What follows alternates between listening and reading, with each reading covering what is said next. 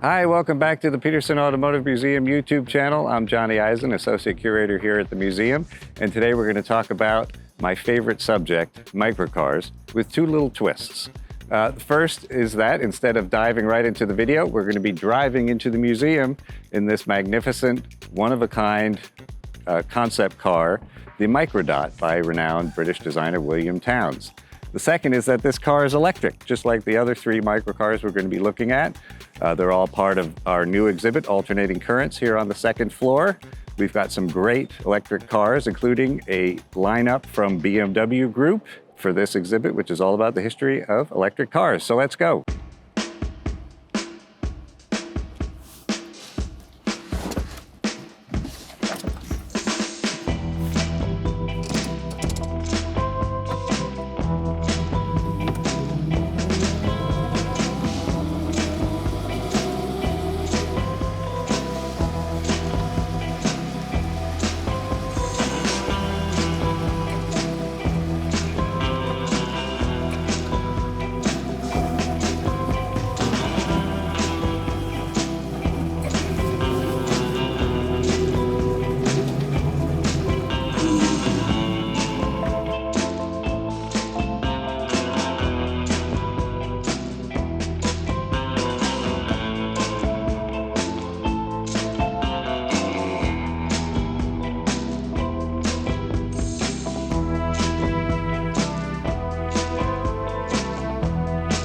So what was that like to drive?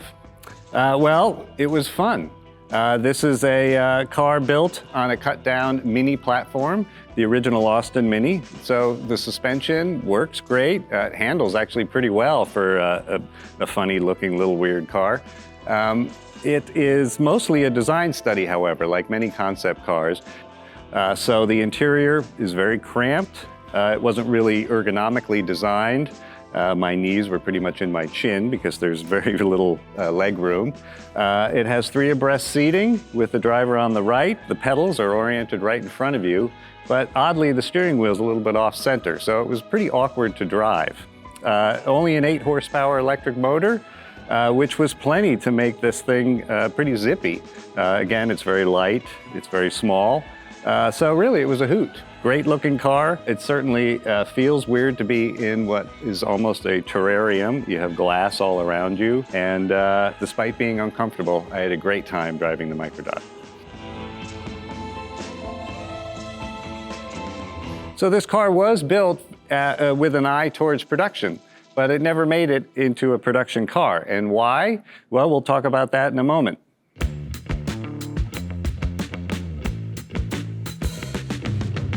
So here we have the GM XP512E.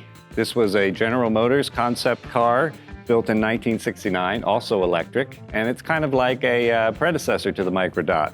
But what we see here is the design is much more space age. 69, the year we landed on the moon. Here we see something that almost looks like it could be a moon buggy out of a 1960s science fiction film. Similar wedge shape, but we have a lot more rounded edges. We have this big bubble canopy here. You get in by raising this and stepping into the car. Much more of a fantasy vehicle, and also a vehicle that if it had gone into production would have been fairly expensive. Curved glass is not easy to produce, and the complicated mechanism of the canopy, and this piece folds down. A cool looking car, but one that was really never ever thought of as something that would go into production. Now we go over to the Microdot, and we see a lot of hard edges. We see clean angles and a lot of flat glass. Flat glass is much less expensive to produce. So this car, with an eye towards production, would have been much cheaper. Now, what it looks like is, some people would say, a doorstop or a wedge. Starting in the 1960s, the wedge design movement was taking off, and William Townes, the designer of this car, was one of its biggest proponents. After World War II, cars were rounded and bulbous, and starting in the 1960s, designers kind of rebelled against that design philosophy, and things started having hard edges. Passenger cars were much boxier, and sports cars became pointy. It was much more futuristic, And again, it didn't look like the cars that your parents drove. These things were cool, they were clean, they had no chrome, and they looked like they could hurt you if you got hit by one. The Microdot was designed by William Townes, a highly celebrated British designer who worked from the 60s through the 80s until his career was tragically cut short by cancer. He became head of design at Aston Martin, and he's most famous for 4 particular Aston Martins. The 1967 DBS, which was famously driven by George Lazenby in Controversial Opinion, the best James Bond movie, on Her Majesty's Secret Service. He also designed that car's follow-up, the V8 Vantage, and then 2 of the most outrageous cars Aston Martin ever built. The Bulldog concept car, a wedge-shaped sports car designed in 1980, and of course the legendary 1970s and 80s Lagonda, which looked like no other car before or since, and was the epitome of Townes' philosophy of angles and outrageous proportions. The Lagonda was extremely long, it was all flat planes, and had an extremely long nose. It also featured something else that Townes was interested in, which was advanced technology. It was one of the first cars with an onboard computer, a completely digital dash. It featured touchscreens. It was just a technological wonder. Of course, it was being ahead of its time. It didn't always work, and the cars became notorious for their electrical gremlins. After working with Aston Martin, Townes created a series of small production run cars. One was the Hustler, which was sort of a fun kind of beach car. Also with his flat plane design philosophy, he made several different microcar concepts. Before the Microdot, he had the Minissima, which was his idea for a 1970s version of the Mini. It also rode on a Mini platform. Unlike the Microdot, was gas-powered and sat 4. That car did go into production briefly, but was not particularly successful. So one of the most special things about this car is its wild interior. Obviously, the color scheme is very 1970s. You've got green, you've got blue. It's really pretty fantastic. And of course, there are these wonderful doors, these butterfly doors. It's all glass. There's no frame here. You've got a nice gas cylinder here that holds it up. And let's get inside. It's much easier to sit where there aren't pedals. The seats are actually fairly comfortable, and they're covered in this really durable material. It's almost like a burlap. And they've held up incredibly well over the past almost 50 years. Now, this interior was actually designed by several people who worked on the original Star Wars movie, funny enough, designing the cockpits for some of the spaceships. And you can kind of see it when you look at it. It's very sci-fi in here. And one of the most sci-fi aspects of it, again, is this dashboard, which is attached to the steering wheel, and it's all touchscreen. We don't have the car powered up at the moment, but the transmission, forward, reverse, neutral, is all selected by touchscreen. You have blinkers, which are also touchscreen activated. The horn, pretty much all your controls are on this little touchscreen. And again, miraculously, after almost 50 years, still completely operable, working just fine.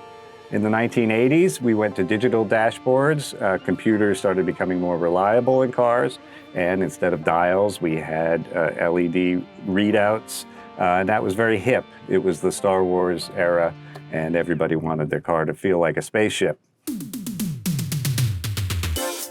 So one of the unique things about driving the Microdot is the fact that you're surrounded by glass. Like I said, it's almost like you're sitting in a terrarium. And with something this small, it creates enhanced safety because, like when you're riding on a motorcycle, when you're in something this tiny, you want to really keep your head on a swivel and have a great view of your surroundings. And obviously, back in the 70s, we didn't have cameras in the car. Today, you can just look at your dashboard to see what's behind you. Back then, you had to turn your head, or hopefully you had a really good mirror. This car is not equipped with mirrors. It's just a prototype. But you almost don't need them because you really can see everything. It has probably one of the greatest visibility features of any car I've ever been in. So we can see from the position of the pedals that they are actually very close to me. I'm about 6 feet tall, and with my foot on the pedal, you can see my knees are straddling the dashboard and the very small steering wheel. Really not very ergonomic at all. There's only 2 pedals, obviously, go and stop, and it's really not comfortable to drive at all. The steering wheel is pretty tiny because the cockpit is rather cramped. That said, handling was very responsive. Like I said, it's a mini suspension, and you know, there's no power steering, but with something this small and light, you really don't miss it. You don't need to turn the wheel very much to make the car turn, and you know, with a little bit more room down there, I'd say this car would be a real joy to drive. So unlike your touchscreen in your car today, this one is just one screen. You don't have to go through menus. You don't have to, you know, choose something and then choose something else and have all these sliders or whatever. It's meant to be not distracting. It's meant to be easy to use. You have a button for reverse. You have a button for forward. You have a button for lights. And obviously you have a button for climate control. And pretty much this car was, you know, they were still thinking about what the production car would be. So it is fitted with climate control, not air conditioning, but heating. You have all these conveniently located vents that are, in typical 1970s fashion, analog. This is how I make it blow in different directions, up and down. They're all easy to reach, and they're in a good spot, actually. They'll blow right on you and warm you up. You don't have the feet warmers, but the car is so small you don't need them. But it is a mixture of digital and analog, something which some manufacturers today are going back to as people have gotten very frustrated with these menus and touch screens that are very distracting. You have to take your eye off the road to choose something else. Here it's really simple, one button and a bunch of levers. So, of course, something extremely unique about this car is the fact that it seats three across right here. Now, I've never really read anything where William Towne stated why he chose this seating arrangement, but we do know that he wanted the car to have the smallest footprint possible, and he gave it some width so that it's not simply a two-seater, so that it can be 2 people and a child, or 3 very small people. Most microcars of the time, these are the 1970s electric microcars, were 2-seaters, so this was something unique. You know, the only other cars that I can think of with 3 abreast seating are, of course, the McLaren, and then French manufacturer Matra made a few cars that were 3 across. So it made it stand out, and also just gave you a little bit extra room in here. Also, if you wanted to take it shopping, you have a little extra space. You can carry maybe 2 grocery bags as opposed to just 1. And if you have any ideas yourself why William Towne chose 3 across seating, let us know in the comments. So the Microdot made its debut at the 1976 Earl's Court Motor Show in London. The Earl's Court Motor Show was the premier motor show in England and was held every year from 1903 up until 2008. So this is the actual Microdot that was at the 1976 Earl's Court Motor Show. This is the only one ever produced, and this was the car that guests saw at the motor show. So uniquely, the Microdot is an early example of a hybrid. Right here under the car in the back, we can see these 2 little wheels. There's a cart that holds a small generator. That is a range extender, and it's gas powered and can charge your batteries while you're on the go, much like the BMW i3 or other range extended electric cars we have today. In the 1970s, there was a series of gas crises, and that brought about a new interest in electric cars. At that time, electric cars were powered by heavy lead acid batteries, like the ones that start gasoline-powered cars today. Now, those batteries are relatively expensive and very heavy. So to keep costs down and weight down, you wanted to use as few batteries as possible, and that's why most electric cars from that era are tiny, like the Microdot. That was kind of the era where the concept of a microcar came back into fashion for a very brief time. So why is it called the Microdot? Well, it's pretty obvious that micro is small, dot being referencing the size of the car and the small footprint. But what was a microdot? A microdot was, during the Cold War era, a way that spies would communicate or transfer information. It was microscopic writing that would be printed in a tiny, sometimes dot or sometimes a little square. Sometimes it'll be a letter, and the period at the end of sentences would actually contain microscopic printing that would be read by a microscope when the document got to where it needed to go. Microdot also in that time was street slang for LSD. So both of those things could be why the microdot is called that. So one of my favorite design aspects of the microdot are these wonderful wheel covers. You have this oversized hole for accessing the valve stem, and it's just a really nice design element. You've got these three circles, this opening, the very basic wheel cover, and then of course the wheel itself. Now these are 10-inch tires. That's a size that we don't see very often today. That's the size that the Mini had, and that's why they're on this car. 145 10s, as minuscule as they come. Microcars usually have 8 or 10-inch wheels. We look at another car now with the same size tire. This is the Zagato Zele. And yes, it was designed by that Zagato, the Italian coach builder who designed some of the most stylish and coolest performance cars of the mid-20th century. In the 1970s, he decided to, like the microdot in reaction to the gas crises, design a tiny electric city car. And that's this, the Zele. It's pretty unique, fiberglass body, keeping it light. It has a 50-mile range. And was sold in America as the L car. There's a great video online you can look up of one being given away on The Price is Right by Bob Barker back in the 70s. I'm sure much to the chagrin of the person who won it. And it's another example of an electric car here in alternating currents, sponsored by BMW North America and Optima batteries. So our fourth tiny electric car is this, the HMV Freeway. This is a single-seater, three-wheeled car built in Minnesota in the late 1970s and early 1980s. It was available both as with gasoline power and electric power. This is a very rare electric version. They only built about 14 electric ones, and it kind of straddles the line between a microcar and, let's say, a mini car. So here we have the original Fiat 500 or Cinquecento. This car is considered a mini car as opposed to a microcar. What's the difference? Well, there is no real documented rules as to what makes one a micro and what makes one a mini. Microcars are generally less than 9 feet long. They have engines less than 750 cc, but there are exceptions to the rules. Now this has a 500 cc engine, so why isn't it a microcar? Well, it's a little bit bigger.